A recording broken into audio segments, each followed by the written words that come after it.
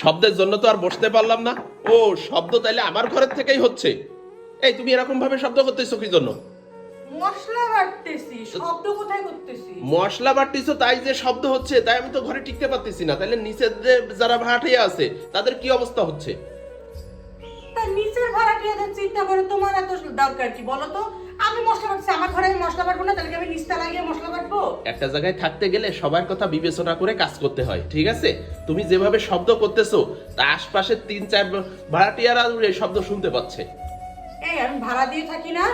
ভাড়া দিয়ে সবাই থাকে, কেউ ফ্রি থাকে না, ঠিক আছে? আমি ভাড়া দিয়ে থাকি, আমার ঘরের মধ্যে আমি মশলা বাটবো, যা ইচ্ছা তাই করবো, তাতে কার কি আসে যায়? তুমি ভাড়া দিয়ে থাকো বলে তুমি ঘরে যা ইচ্ছা তাই করতে পারবা?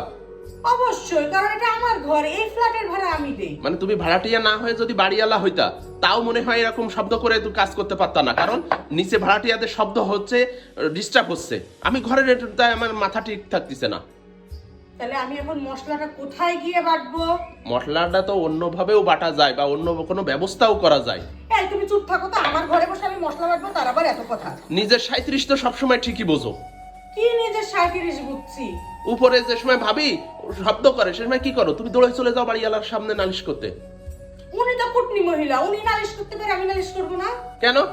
ওরা বাচ্চাটা একটু বল খেলতো, সামান্য একটু শব্দ হতো, তুমি সেটাও বাড়িওয়ালারে বলে অফ করে দিছো। কেন এটা করবা কেন? বাচ্চা কাচ্চার সাথে যদি এই করো। দুপুর নাই, রাত নাই, ওনার বাচ্চা ঘরের ভিতরে ভ্রুম করে সাইকেল চালাবে, ধাপ ধুপ করে বল ফেলবে, কেন দুপুরে আমি একটু রেস্ট নিব না? বাচ্চা খেলুক, বিকাল বেলা খেলুক, দুপুরে ঘুমাইতে যাব সেই ধাপ ধুপ শব্দে আর ঘুমাইতে পারি না। এই যে সকালবেলা উঠে যে তুমি মশলা বাটিছো আর এত শব্দ হচ্ছে, নিচে ভাড়াটিয়াওয়ালা তো ঘুমাইতে পারে এই সময়, এই সকালটা বেলায়, তা তুমি ডিস্টার্ব করবা এটা মানুষে? তাহলে এখন আমি কি করব সেটা বলো। কি করবা? আশেপাশে কোনো কাপড় নেই? আছে, এই যে এই কাপড়টা যদি এই এর নিচে দিয়ে মশলাটা বাটো তাহলে দেখো শব্দ কম হবে। আচ্ছা দেখি কতদূর শব্দ কম। দেখো, দেখছো শব্দ কম হচ্ছে, আর এই শব্দটা নিচেও যাচ্ছে কম, কিন্তু তুমি যে সময় ডিরেক্ট ওইভাবে রাখতেছো শব্দটা বেশি নিচে যাচ্ছে। তাই তো। সবসময় সেটা তো বুঝাই বললেই হয়, সবসময় এত চিল্লায় কথা বলো কেন? সবসময় নিজে যা বোঝো তাই করতে যাবা না, অন্যদের কথা একটু চিন্তা ভাবনা করবা যে আমি যে যদি এইটা করি তাহলে অন্যদের ডিস্টার্ব হইতে পারে, অন্যদের সমস্যা হইতে পারে।